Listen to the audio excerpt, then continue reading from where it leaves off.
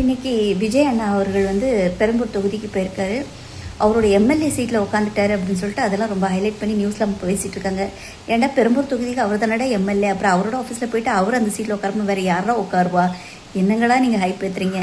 ஆனால் ஒரு விஷயம், விஜய் அண்ணா வந்து ஒரு விஷயத்தில் பாராட்டியே தீரணும். நிறைய பேருக்கு வந்து தன்னம்பிக்கையை கொடுத்துருக்குறாரு. நிறைய பேருக்கு வந்து வாழ்க்கையில் நம்மளால் பண்ண முடியும், நம்ம வந்து எதிர்பாராத இடத்துல நம்மளால் போய் உட்கார முடியுன்றது மிகப்பெரிய நம்பிக்கை வந்து விஜய் அண்ணா கொடுத்துருக்குறாரு. இது வந்து ஸ்பார்க் ஆனது எப்போன்னு கேட்டிங்கன்னா நேற்று நைட்டு தான். நானும் என் வீட்டுக்காரரும் பேசிகிட்டு இருந்தோம்.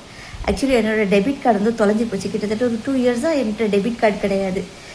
கிரெடிட் கார்டு கொடுக்குற அளவுக்கு நம்மள்ட்ட டிரான்சாக்ஷனும் கிடையாது. ஸோ ஒன்லி டெபிட் கார்டு தான். அதுவும் மிஸ் பண்ணியாச்சு. நான் அது பெருசாக கண்டுக்கல. சரி நமக்கு என்ன, அது ஒன்றும் பெருசாக ஃபீல் பண்ணுற அளவுக்குலாம் ஒன்றும் இல்லை, டிரான்சாக்ஷன்ஸ்லாம் அவ்வளோலாம் ஒன்றும் கிடையாதுன்னு சொல்லிட்டு விட்டாச்சு. இப்போ எப்பவும் ஊருக்கு வந்துட்டு போனேன்னா என் வீட்டுக்காரர் கேட்பாங்க, நீ அப்ளை பண்ணி நான் பண்ணல, டைம் இருக்காது, பண்ணலை, மறந்துடுவேன், மேக்ஸிமம் மறந்துடுவேன். அப்போது நேற்றுக்கு நைட்டு கேட்டாங்க. அப்போ நான் சொன்னேன், என்ன இருக்குது அக்கௌண்ட்டில் இருக்கிறதே 52 ரூபா 36 பைசா தான், இதுக்கு நம்ம டெபிட் கார்டு வாங்கினா என்ன வாங்கலைன்னா என்னன்னு சொல்லிட்டு சிரிச்சோன்னே என் ஹஸ்பண்ட் சொன்ன வார்த்தை, அப்படிலாம் சொல்லாத தங்கம், அடுத்த மாதம் திடீர்னு காசு வந்துடுச்சுன்னா அப்படின்னாங்க. அப்படியா, திடீர்னு அப்படி எப்படி காசு வரும் அப்படின்னு கேட்டேன்.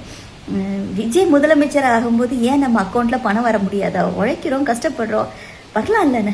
ஆமாம் இல்லை அப்படின்னு யோசிச்சு பாரு. விஜய் இன்னைக்கு வந்து எவ்வளோ பேருக்கு தன்னம்பிக்கை கொடுத்துருக்குறாரு. ஐயுஎம்எல், விசிகே, நிறைய கட்சிகளுக்கு வந்து நம்மளாலேயும் முதல்வராக ஆக முடியும், நம்மளாலேயும் பெரிய அளவில் சாதிக்க முடியும் அப்படின்னு சொல்லிட்டு ஒரு மிகப்பெரிய ஒரு இன்ஸ்பிரேஷனாக இருந்திருக்காரு அப்படின்னு சொல்லி சொன்னாங்க. எக்ஸாக்ட்லி. ஏன்னா விஜய் வந்து இந்த டைமில் வந்து முதல்வரானது நிறைய பேருக்குமே ஒரு தன்னம்பிக்கையான விஷயமா தான் இருந்துச்சு. ஏன்னா இதெல்லாம் ஒரு மூஞ்சாடா அப்படின்லாம் சொன்னவங்கலாம் இருக்காங்க. இவர் படத்தெல்லாம் யார் பார்ப்பாங்க அப்படின்னு. ஆக்சுவலி நான் ரொம்ப சின்ன பிள்ளையா இருக்கும்போது விஜயோட படங்கள்லாம் வந்து ரசிகன் அந்த படம்லாம் யாரும் பார்க்க மாட்டாங்க.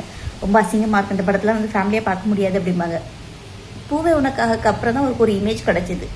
ஸோ நான் பார்த்தது பூவே உனக்காக, அதுவும் எங்கள் ஊர் ஷூட்டிங் அப்படின்னு சொன்னோன்னே படம் ரொம்ப நல்லா இருந்துச்சு. ஆக்சுவலி ரொம்ப நல்லா இருந்தது, ஸ்டோரிஸும் நல்லாயிருக்கும், ரொம்ப டீசெண்டாக ஃபேமிலி ஓரியன்ட் மூவி. அதுக்கப்புறம் தான் ஒரு மாஸ் கிரியேட் ஆச்சு. ஸோ சில பேர்லாம் ஒரு படம் ஃப்ளாப் ஆனாலே விட்டுட்டு ஓடிடுவாங்க, பண்ண மாட்டாங்க. ஆனால் அவர்கிட்ட வந்து ஒரு விடாமுயற்சி இருந்ததை விட அவங்க அப்பா பேக்ரவுண்டில் இருந்தார், பண்ணிட்டாரு. இன்னைக்கு வந்து விஜய் வந்து மிகப்பெரிய ஒரு முதல்வர் சீட்டில் இருக்காரு அப்படின்றது பெரிய ஆச்சரியமான விஷயம். அதை விட ஆச்சரியமான விஷயம், லயோலா மணியை வந்து இன்னைக்கு வந்து பாடத்திட்ட இதுக்கு வந்து ஹெட் ஆக்கியிருக்கிறாரு. மனசே தாங்கலைங்க. ஒரே லயோலா மணி தான் அவர், ஒரே லயோலா மணி. என்ன படிச்சிங்கன்னு கேட்டால் எல்லாத்துலேயும் என்ன இங்கிலீஷ் பீஸு வேணாண்டி, ஹிந்தி திணிப்பு வேணாண்டி, கரகாட்டம் பாடிக்கிட்டே தமிழில் பாடண்டின்னு ஒரு பாட்டு. அவரோட 3 இன்டர்வியூ பார்த்தேங்க. 3 இன்டர்வியூ இந்த ஒரு 3 பாட்டு வச்சுட்டு அது லைனாக சொல்கிறது. அப்போ இந்த ஆள் படித்தது பூரா விஜயோட பாட்டை மட்டும்தான் படிச்சிருக்கிறாரு. அப்படி படித்து இன்னைக்கு இப்போ இவ்வளோ பெரிய ஒரு பொசிஷனுக்கு வந்திருக்கிறாரு அப்படின்னா பெரிய தன்னம்பிக்கையான விஷயந்தான். நம்ம இந்த வாயால் தான் கெட்டு போகிறோம். ஏதாச்சும் கொஞ்சம் நடிக்கிறதுக்கோ மாற்றி பேசுகிறதுக்கோ புரிஞ்சிருந்தோன்னா இன்னைக்கு நம்மளும் ஒரு அமைச்சராகி யாரெல்லாமோ அமைச்சர் ஆகும்போது ஏன் கவிதாலாம் ஆக முடியாதா? இன்னும் அந்த கான்ஃபிடென்ட் இருக்குது மக்களே. ஒன்றும் இல்லை, திமுக சீட்டு தராது. ஏன்னா திமுக வந்து நிறைய அறிவு பார்க்கும், பேக்ரவுண்ட் பார்க்கும். இவங்க தாத்தா என்ன பண்ணார், இவங்க அப்பா என்ன பண்ணார், இவங்க என்ன பண்ணாங்க, கெட்டார்த்த பேசக்கூடாது. அப்படிலாம் அந்த திமுகவில் நமக்கு சீட்டு கிடைக்காது. சத்தியமாக திமுகலாம் நம்மளை வந்து கன்சிடர் பண்ண மாட்டாங்க, சீட்டு தர மாட்டாங்க. ஆனால் தாவேக்கால தரதுக்கு வாய்ப்பு இருக்குது. நிச்சயமாக முன்னேறும் மக்களே. எல்லாரும் நம்பிக்கையாக இருங்க. கூடிய சீக்கிரம் எல்லாமே தாவேக்கா தான்.